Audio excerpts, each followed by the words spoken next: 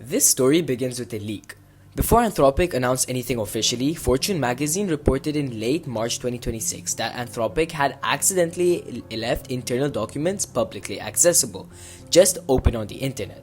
And inside those documents were references to a model they were calling Mythos, and a codename Capybara, for what appeared to be an entirely new tier of models sitting above their existing lineup, Haiku, Sonnet, Opus, and now something beyond all of that. The documents described it in their own internal language as, quote, by far the most powerful AI model they have ever developed. They also included a warning that it presages, their word, an upcoming wave of models that can exploit vulnerabilities in ways that far outpace the efforts of defenders. That's not a press release, that's internal. That's what people building it were writing to each other. Then April 7th of 2026, Anthropic goes public. And it wasn't a normal product launch. There was no pricing page, no waitlist, no sign up for API access. Instead, Anthropic announces that Mythos exists and that it's their most capable model by a significant margin, and that they are not releasing it. Instead, they launch Project Glasswing, a collision of around 50 of the biggest technology companies in the world. Microsoft, Apple, Google, Amazon, Nvidia, JP Morgan Chase. These partners get early access, but only for one purpose: defense. Finding security holes in critical software so they can be patched before anyone else ever finds them. Anthropic also backed it with $100 million in usage credits. The name Mythos comes from ancient Greek, meaning utterance or narrative, and Glasswing is named after the glasswing butterfly, whose wings are completely transparent. The idea being vulnerabilities hidden in plain sight and a commitment to surfacing them honestly, which is a beautiful piece of naming from a company that accidentally revealed the whole thing on the internet a month earlier. Here's how Mythos actually finds vulnerabilities, because when you hear AI finds security flaws, it's easy to imagine something abstract and magical. It's not. It's very concrete, and understanding the mechanics is what makes the results make sense. The setup, as described by Anthropic's threat team, is this. Take a software project with its source code, put it inside an isolated container, that means no internet connection and no external tools. Launch Claude code running Mythos, and then the prompt is essentially, please find a security vulnerability in this program. That's it, one sentence. What happens next is the model reads the code. It ranks every file in the project by how likely it is to contain something interesting. A scale from 1 to 5. Files that just define constants get a 1. Files that handle raw data from the internet or manage user authentication get a 5. It starts at the top of that ranked list and works its way down. It forms a hypothesis about where a bug might exist, runs the actual program to test it, debugs the results and refines the hypothesis, and eventually either reports no bugs found or produces a complete bug report, including a proof of concept exploit and exact reproduction steps. All of that end to end with no human involvement after the initial prompt. Now here's the numbers that actually put everything into context. Anthropic ran a direct comparison between Opus 4.6 and Mythos on an identical task. They gave both models known vulnerabilities in Firefox's JavaScript engine, all of them already patched in Firefox 148, and asked them to turn those vulnerabilities into working exploits. Opus 4.6 succeeded twice. That was out of 700 attempts. Mythos succeeded 181 times and achieved register control, a key step in taking over system, on 29 additional attempts. That is roughly a 90 times improvement. Not 90% better, 90 times improvement. On SWE Bench Verified, the gold standard for software engineering, like real GitHub issues from production code bases like Django and Flask, Opus 4.6 scored 80.8%. Mythos scored 93.9%. For context, the state of art in 2024 was around 40 to 55%. So it isn't better than last year, it's a different era of capability. SWE Bench Pro, which uses harder, unsolved real-world bugs, went from 53.4% to 77.8%. Terminal Bench 2.0, which tests system administration and command line proficiency, went from 65.4% to 82.0%. On GPQ-8 Diamond, graduate level scientific reasoning, Mythos scored 94.6%, On USAMO 2026, which is competition level mathematics, it scored 97.6%. Opus 4.6 scored 42.3% on the same test.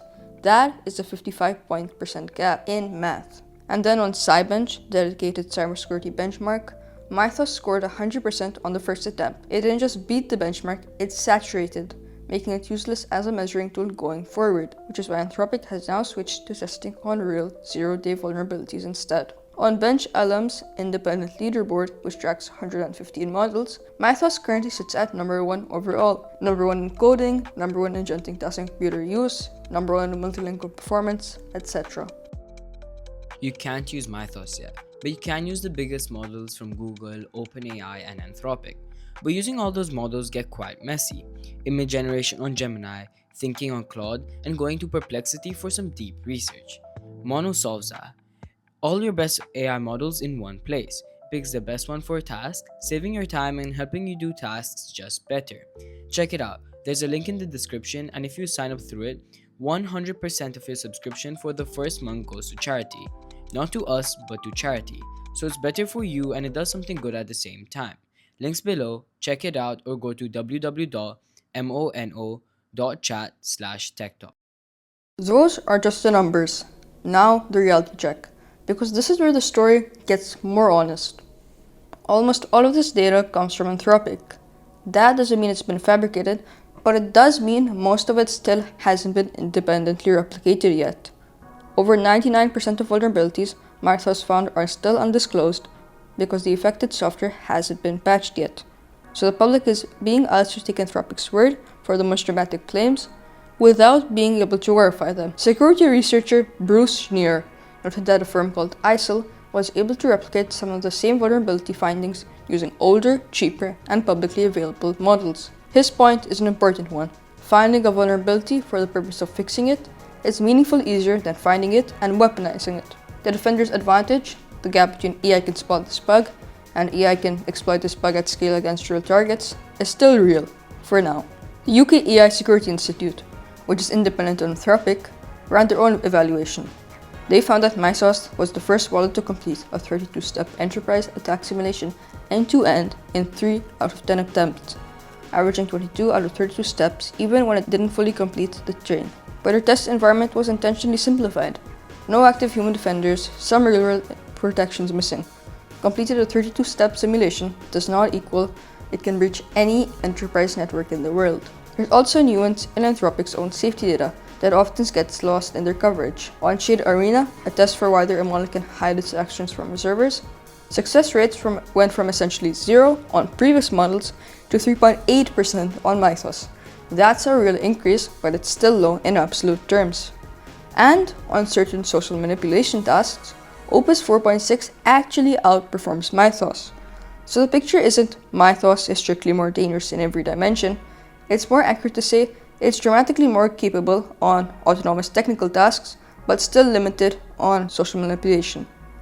Sam Altman, when asked about the Mythos announcement, called it fear-based marketing, which is worth taking seriously. The OpenAI immediately followed up by saying their own models had comparable capabilities and they also weren't releasing them publicly, which is a strange way to argue that something isn't scary. The most honest summary is this.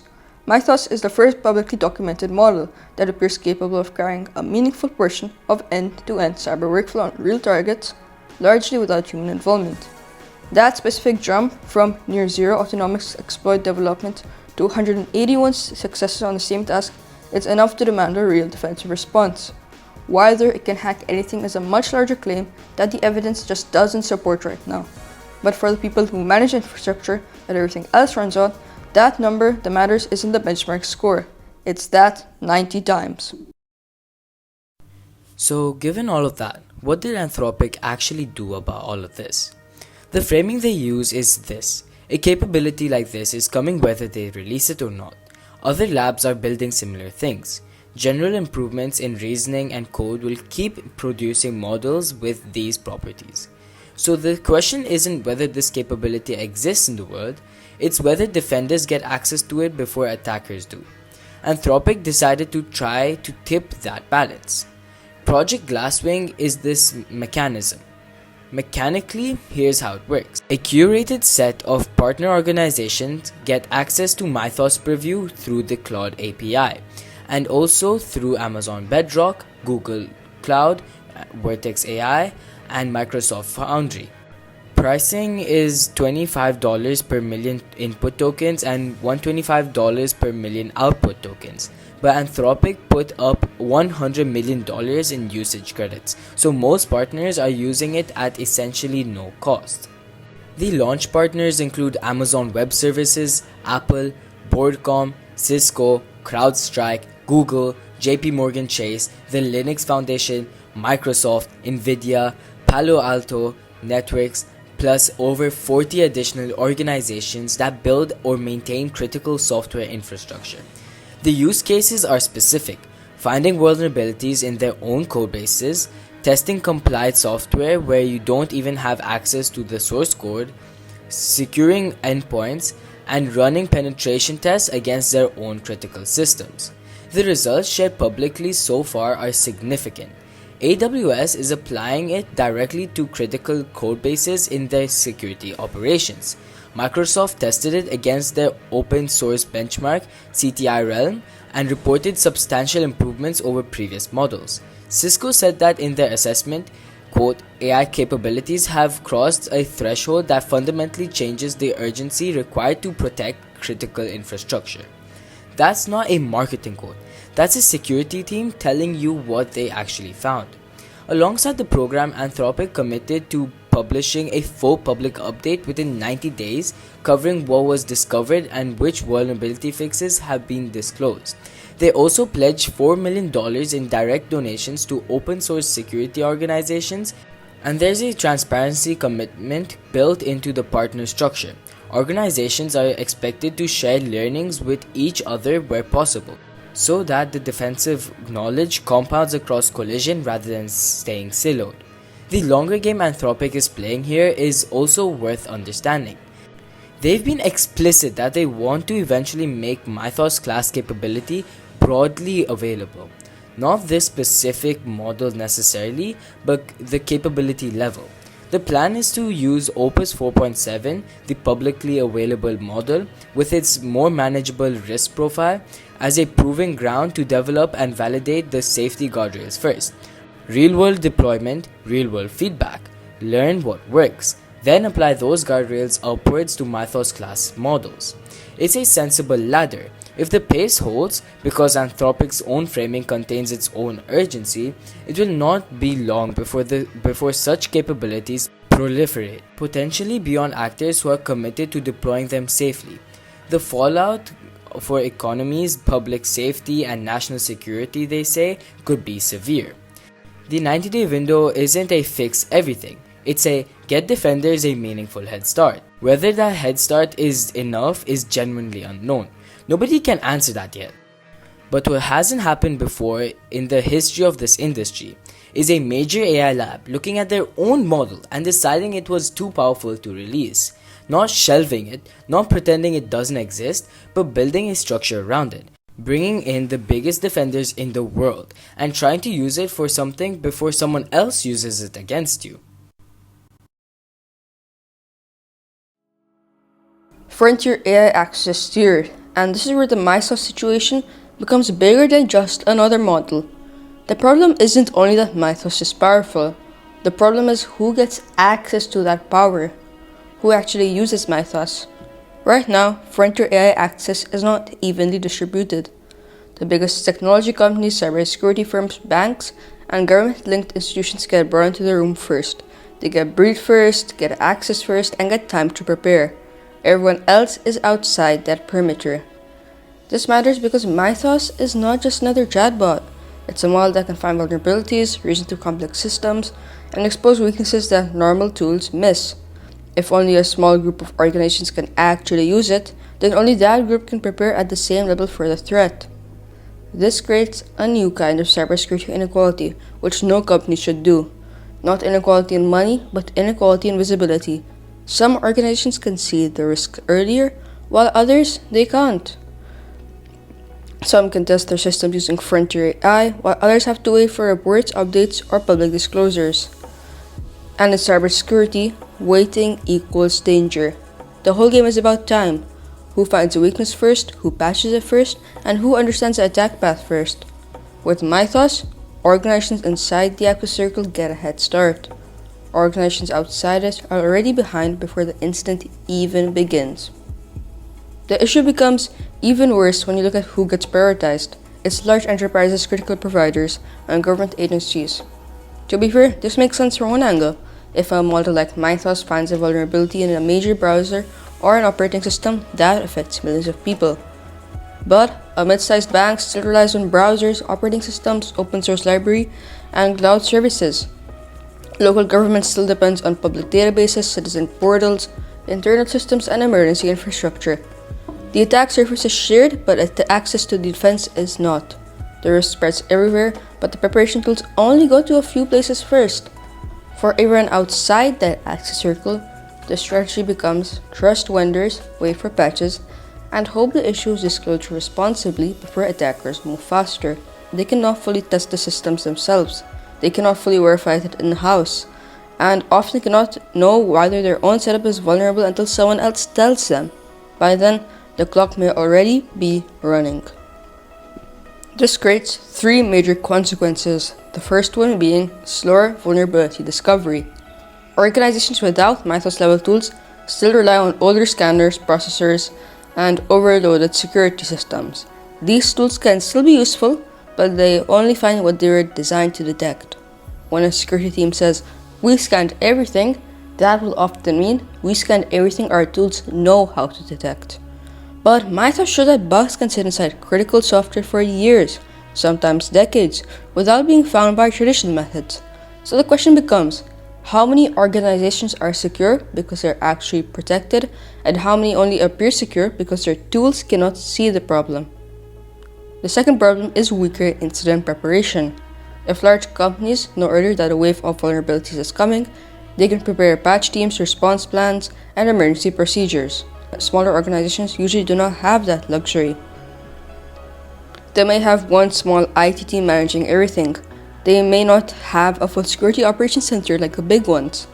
They may not even be able to patch quickly without breaking something important. So when a major vulnerability wave hits, they are not preparing from a position of strength. They are reacting under pressure. And the third problem is no in-house verification.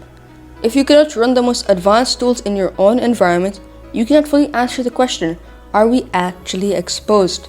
You can read the advisory, you can wait for the vendor, you can apply the patch, but you cannot independently test your systems at the same level as organizations inside the frontier access group.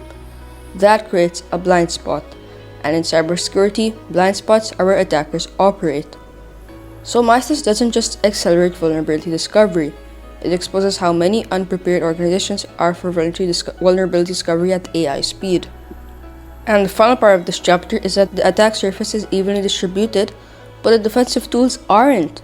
Attackers don't only target Fortune 500 companies, they target regional banks, local governments, and small software vendors, anyone with weak infrastructure and valuable access. A smaller organization can still become the entry point into a much larger system. This is why the access gap matters.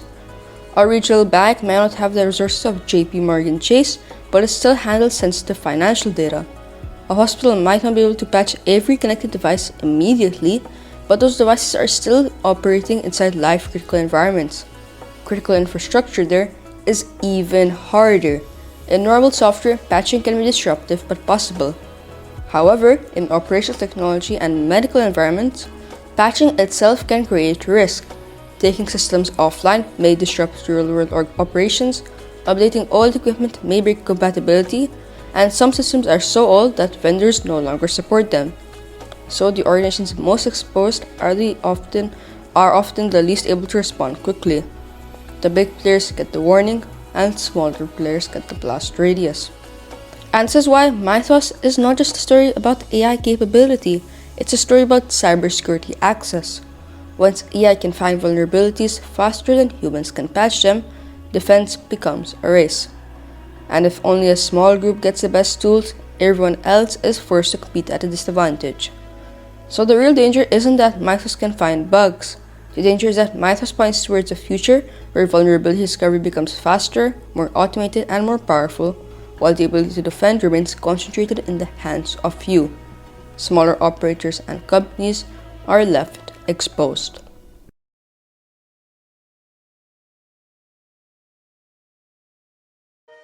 The important thing about Mythos is that capability starts in one place, but the risk does not stay there. Most frontier AI labs, cloud companies, cybersecurity firms, and early access partners are concentrated in the United States. That means the US becomes the first layer of control. The model is built there, everything happens in the US. But the systems affected by this are global. Infrastructure in the UK, Australia, India, and elsewhere all rely on shared software, shared vendors, and aging legacy systems. So, Mythos becomes more than just an American AI story. It becomes a test of how governments respond when a frontier model can find weaknesses faster than institutions can actually fix them. And one of the clearest case studies is India. India's financial system has become deeply digital. Online banking, UPI, government services like Aadhaar, and millions of data users all sit inside one massive connected ecosystem. That scale is powerful, but it also expands the attack surface. The Reserve Bank of India has already warned about AI-powered scams, contextual fraud, and the growing attack surface created by digital financial services as well as third-party providers. It also pushed for zero-trust frameworks and AI-aware defense strategies. This matters because the concern is no longer just traditional hacking. It's not only about stolen password or phishing emails. It's about attackers using AI to make scams more convincing, deepfakes more believable, and vulnerability discovery much faster. So when Mythos enters the question, India has to ask a much bigger question. Can its financial system defend itself if AI starts finding weaknesses faster than banks, regulators, and vendors can respond? That is where response becomes serious. Reports said that the Reserve Bank of India warned banks and NBFCs to stay on high alert because of the credible cyber threat intelligence, asking them to strengthen surveillance, review cyber frameworks, and check business continuity plans. After Mythos, that posture becomes even more urgent. Indian regulators reportedly began speaking with global regulators, lenders, and government officials to understand the risks from Mythos class models. The concern was that these systems could accelerate vulnerability discovery and exploitation, especially in environments that depend on shared software and aging infrastructure. That is the real case study. India is not just reacting because AI is simply scary. India is reacting because its financial system is huge, digital, interconnected, and exposed to the exact risks AI can amplify. If a deepfake scam hits one person, that's fraud. If AI-powered attacks hits banks or payment systems, that becomes a financial stability issue. And that is where Mythos changes the conversation. It pushes cybersecurity from a technical department problem into a government resilience problem. Because the question is no longer only, can this bank protect itself? The question is, can the entire system absorb a more faster, more automated threat environment? But India is not the only government thinking this way. Australia has also been direct about stakes. Its Cyber and Infrastructure Security Center warned that an AI-related cybersecurity incident could be catastrophic for Australia's economy and security. It also identifies AI-driven attacks as a distinct risk category for critical infrastructure operators. India shows the financial side, while Australia shows the physical stakes. Because critical infrastructure is not just data on a screen, it's energy, water, healthcare, transport, and communication. If these systems failed, the impact moves from digital damage to real-world disruption. The UK is also treating this as a national security issue. Its cybersecurity authorities have warned that AI will make cyber intrusions more effective and efficient, especially through AI-assisted vulnerability research and exploit development.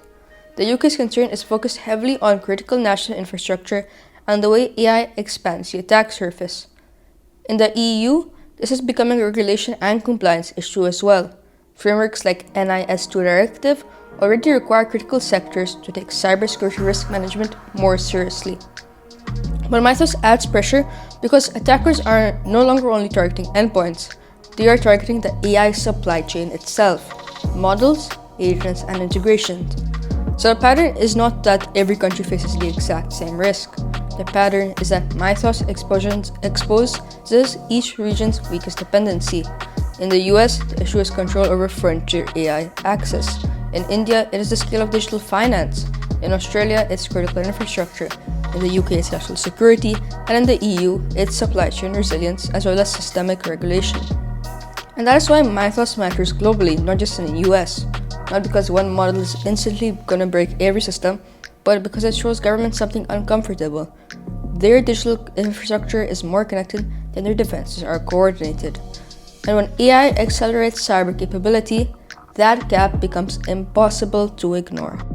Now, this is where the conversation gets bigger than companies. AI is not only a business race anymore. It's becoming a global power race. Every major country is asking the same question: who can build the most powerful AI system first? But the more important question is becoming who can control it, regulate it, and defend against it before someone else uses it against them. Because once AI becomes powerful enough to affect cybersecurity, financial systems, and national infrastructure, it stops being just a product. It becomes a national security issue. And that is why governments are now moving in very different directions. They are all trying to manage the same technology, but they are not using the same playbook. China is a major example of this. For a long time, people looked at China and assumed the focus was only speed. Build faster, scale faster, compete with the US. But that is not the full picture anymore. China is not just building frontier AI models. It is also starting to build governance systems around them. Leading Chinese AI developers have signed voluntary safety commitments covering things like red teaming, transparency, data security, and infrastructure protection. And the details matter.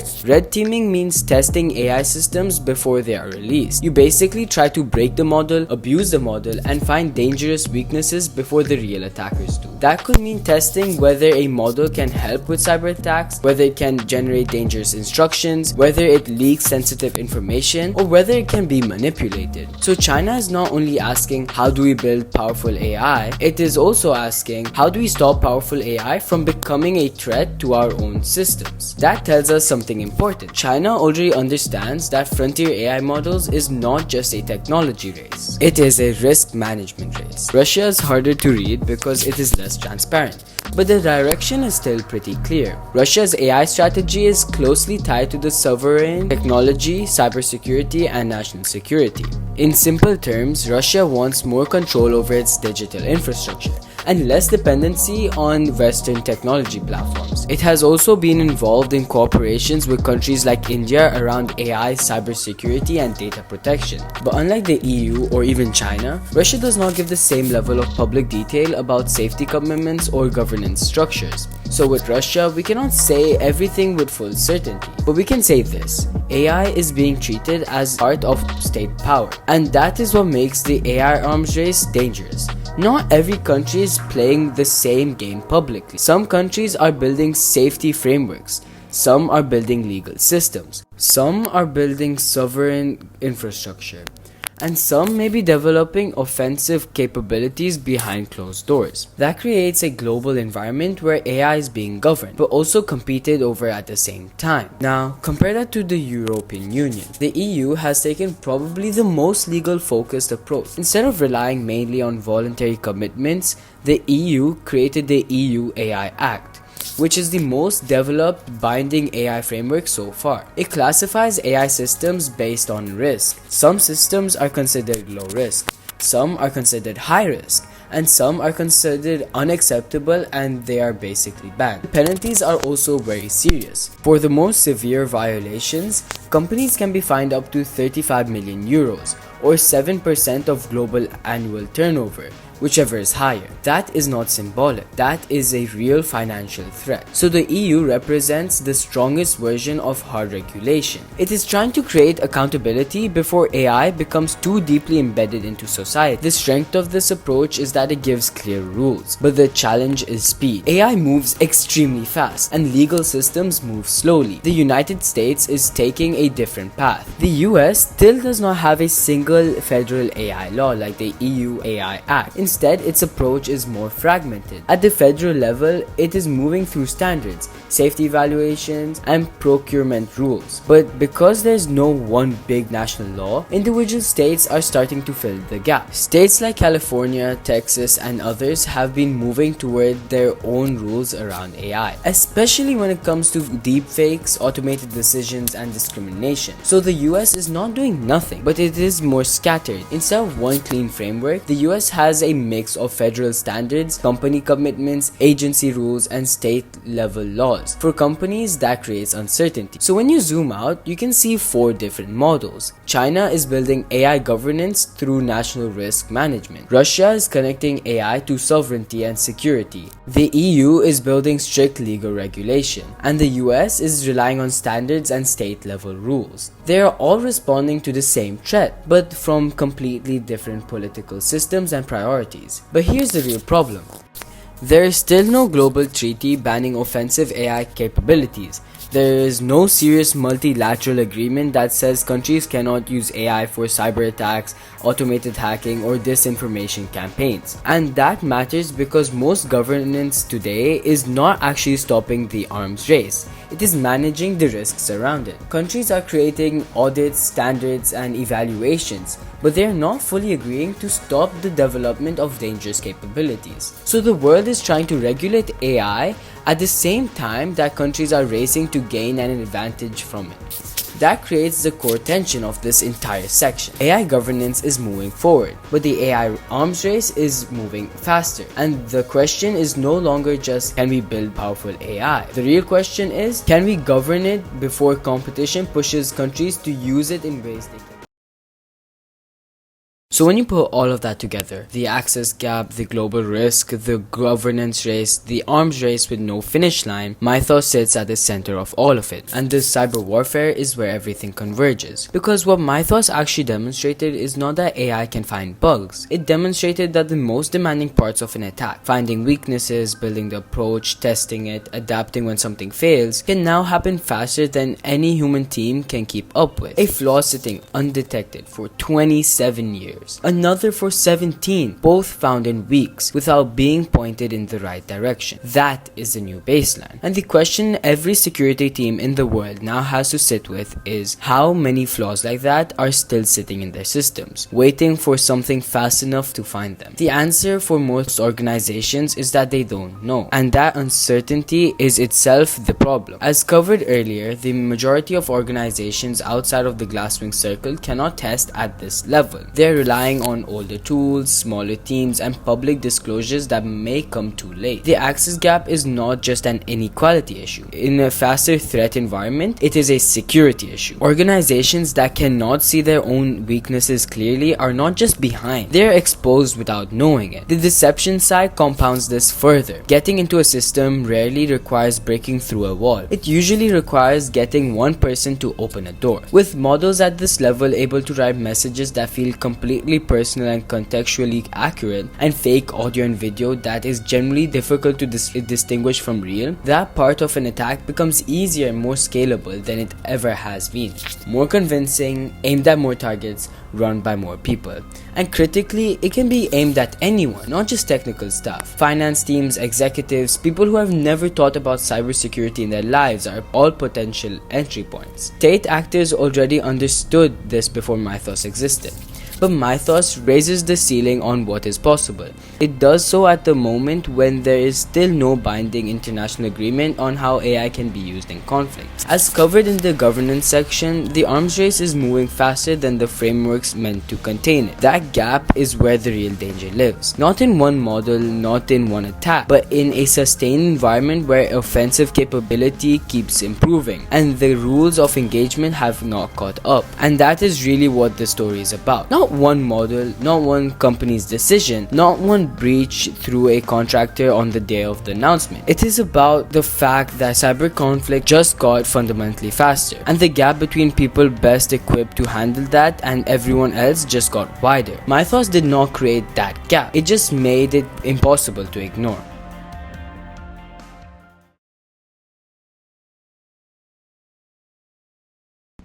Thanks for listening. We hope you enjoyed this episode. We'll see you on the next one.